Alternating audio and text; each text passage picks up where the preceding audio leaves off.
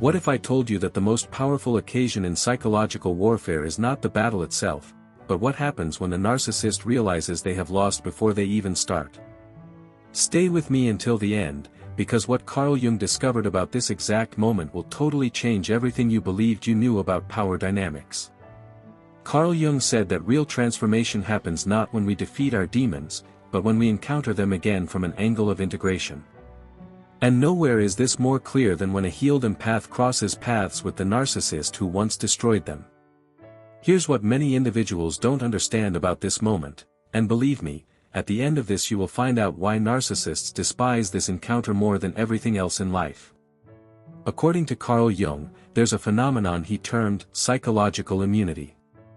If someone has been wounded, recovered, and incorporated their shadow, they develop a resistance to the very strategies that once devastated them.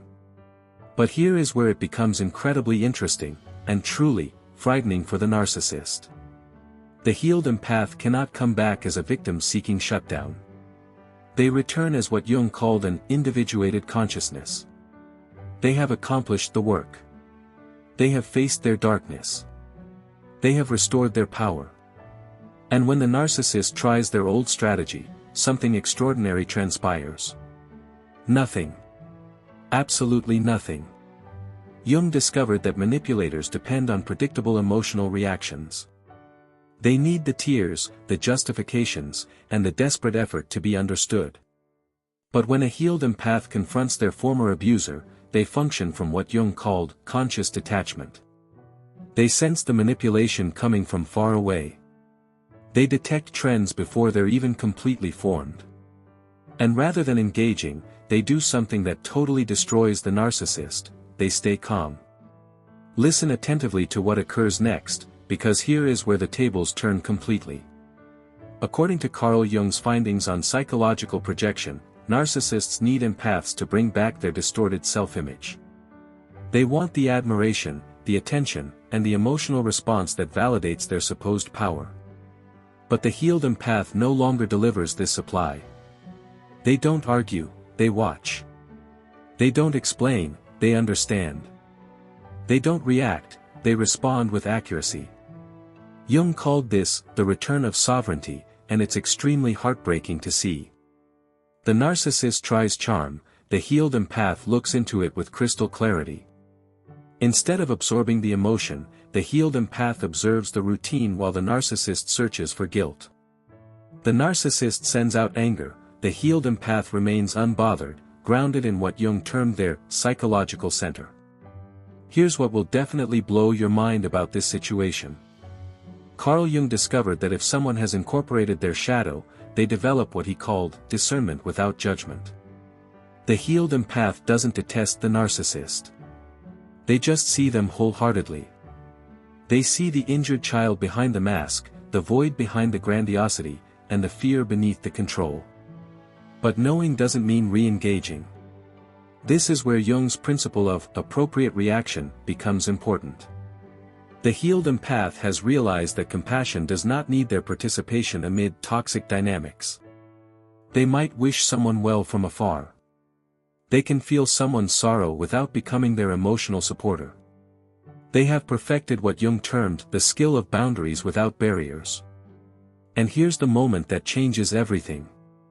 According to Carl Jung, there comes a time in emotional development when external approval becomes meaningless.